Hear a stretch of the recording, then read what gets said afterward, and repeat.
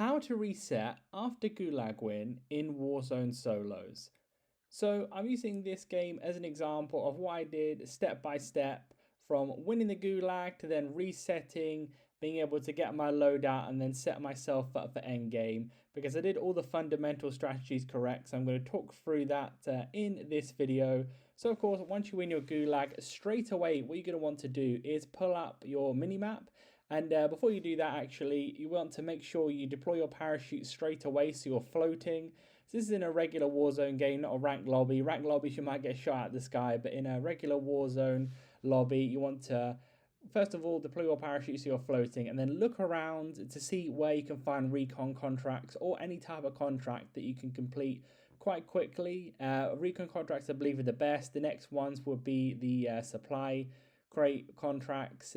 Those are the two ones that I would do instantly off the start, but then as well, not just the contracts, you want to find a vehicle. Vehicles are super important, and I think if you want to give yourself the best opportunity of winning a game of Warzone, you will need to utilize vehicles as much as possible because it kind of avoids gunfights as well, because there are a lot of people in Warzone now that are very good. They'll kill you instantly, even hackers as well. There's a lot of them in game. So if you want to put yourself in the best position possible, you want to avoid a lot of different gunfights unless you're fighting on your terms.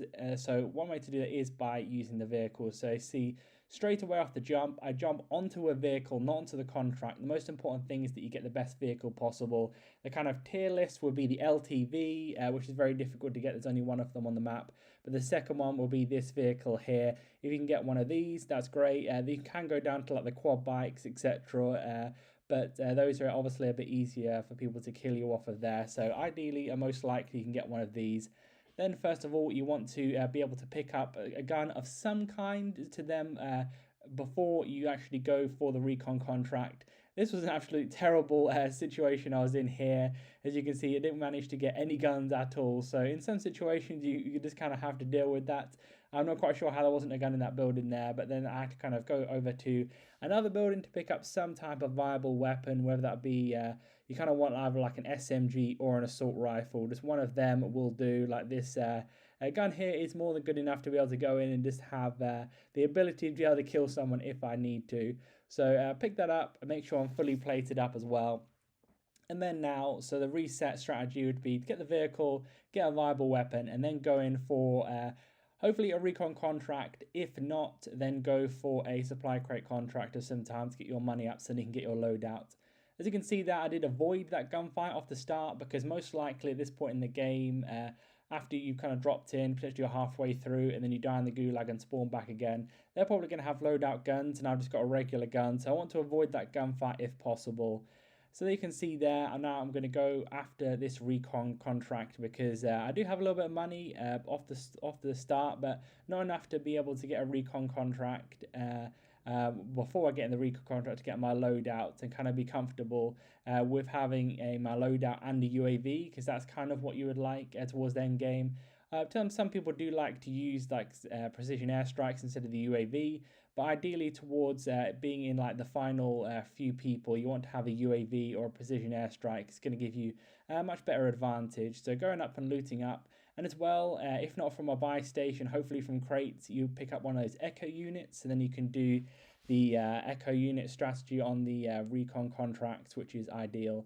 So in this situation here, what we're trying to do is I got all the weapons that I needed, and now I'm going to try and get back to my vehicle so then I can do the recon contract. That's eventually everything that I'm working up to, is to finish this recon contract off, give myself some money so then I can get my loadout and my UAV, which I personally like to get. So someone's shooting at me, but the great thing about the echo unit strategy is all you have to do is touch the recon contract, just put that echo unit down and it will do it for you. It's a really good strategy. Is something which not a lot of people potentially know about in game, but the people who do are the ones that are getting towards the end game.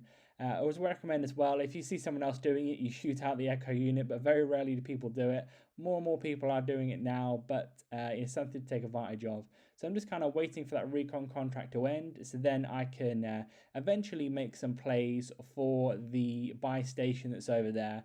But I do know when I was going for that buy station, there was that enemy that was trying to shoot me. So I'm going to have to take advantage of smoke grenades, or if you don't have a smoke grenade, it's being very careful and cautious about how you manage to actually get to the buy station, because people will definitely shoot you off it. People with sniper rifles now are very good, so it's something you have to be very wary of. So right there, quickly, as quick as I can, be able to get that loadout from the buy station, then call it in a relatively safe position there.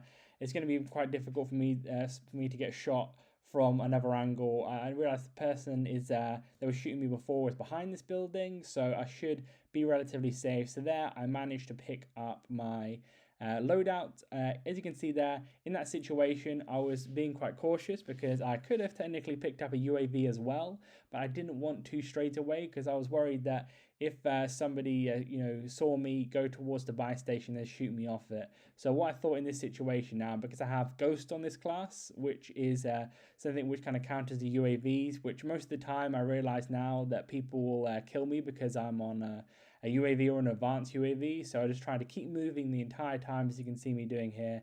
It's something which I would recommend doing. Keep on moving the entire time. And then now I'm thinking in my head, if I want to win this game, because when you get to the last, let's say for instance, 20 and under people, you go in towards the end game now. So I'm thinking in this situation, I'm going to need something to my advantage, either a UAV or something like that if I actually want to win. Because I could just sit here until the end of the game and then potentially get to the last two and then realistically die to a person because they kind of know exactly where I am and I don't know where they are. So in that situation, I think it's always best to have a UAV, and then I don't really call it in until potentially the last 2 or 3 people in the lobby. So then it's kind of like a fair matchup. That's how I kind of see it. But in this situation here, I could grab that UAV, get back as soon as possible, try and maintain my position here. So then you can see kind of now at this point with the UAV and with the loadout, I kind of fully reset. I'm back to exactly where I want to be, set myself up for endgame. And as you can see down here, this is actually a really good spot to be able to, towards endgame, to be able to stay alive and to be able to potentially win the game. Because in this situation here, what I've realized in Warzone Solos is the kind of meta is for people to pick up advanced UAVs and then go around and kill people, especially if they have some form of aim help with them in terms of whether that be aimbot or things like that. A lot of people are very good at shooting their guns, either legitimately or unlegitimately. So I want to put myself in a position where people don't see me on the mini maps, and then I can put myself in an advantageous position to be able to shoot them, even if they have aimbots, etc., towards the end of the game. As you can see here, I'm kind of going back and forth between these two things. So if people come through, I'll be able to shoot them with a head glitch. But that's kind of it. That's the best position to be in. A fully reset, ready for endgame now. So that's hopefully was helpful for you. If it did help, leave a like and subscribe for helpful videos like this one.